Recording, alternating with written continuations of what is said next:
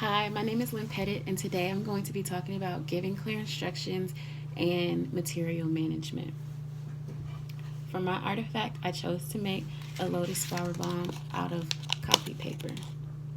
To make this, you need, of course, a sheet of copy paper, a pencil, a ruler, and scissors. In our first teach, we helped the students make barometers.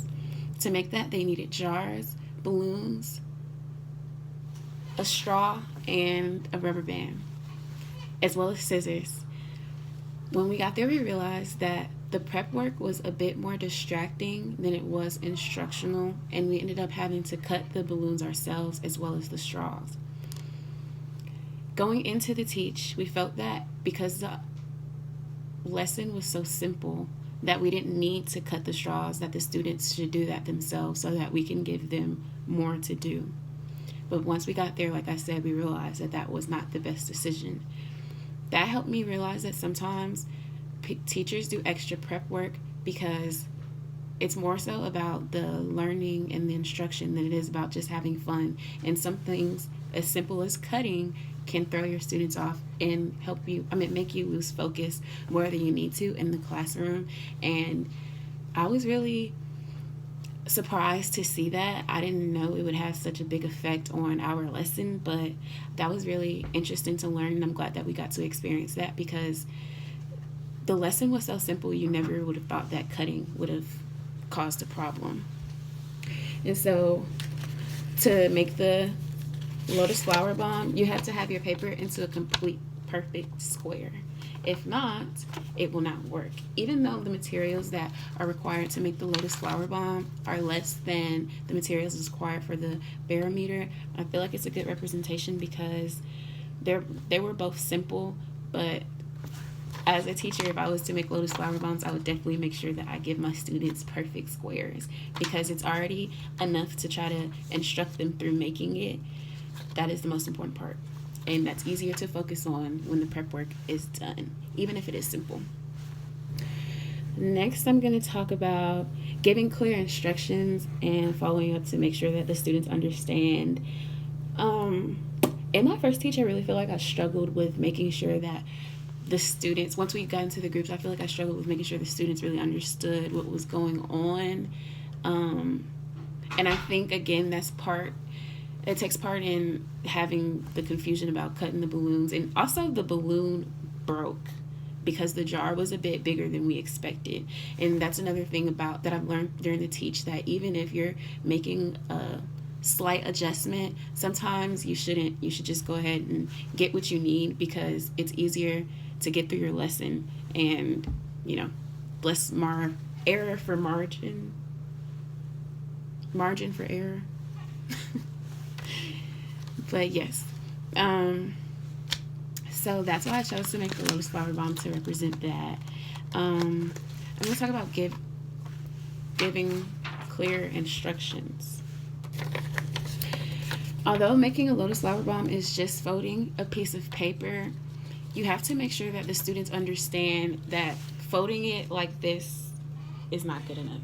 Because if I hold it flat, it still opens up. It needs to be very crisp, and it needs to be as flat as possible, even in the beginning, because we're gonna you have to fold it so many times that if they don't fold it flat as possible in the beginning, it's gonna be hard for them to complete it, and you're gonna probably want to start over, and you don't really have time for that during instruction. During our second teach, we made food webs, and the students had cards with animals on them. We placed the cards on the table, and we separated producers and consumers, and we were asking them to make food chains. When the students made the food chains, they understood that the producers go first, secondary consumers, primary consumers and secondary consumers came next. But then once we started making the food webs, sometimes the students weren't placing the cards in the right area. They would place it right next to, they would place a primary consumer next to a producer, and I was trying to explain to them that placement matters. And once I would ask them to replace something, I felt as if they wanted to start over, or they felt like the whole thing was wrong. But It's not. So just to cut down on frustration, you should make sure that your students understand every instruction clearly before they start.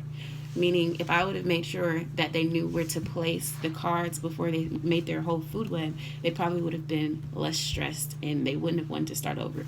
Granted, they did not have to start over because I did explain to them that it's just a simple movement, but the problem is, the confusion, and you want to cut down on that for your students. Um, yes. So also, the Lotus Flower Bomb is very simple, and during my first teach, I had a hard time really asking the students, what they learned or if they understood, because I felt the lesson was so simple, there was not really much to say. And also, the students were very, very prepared when we got there. But going into my second teach, it just made me realize that there's always a question that can be asked, and there's always, more to be said about anything, even the simplest of objects. So I could ask them if they knew how the Lotus Flower Bomb was staying in this position, or if they knew if we didn't fold this up, what it would look like, or anything like that. And it looks like a regular flower. You can change it and just looks like a flower. Or you can put it back and it's a lotus.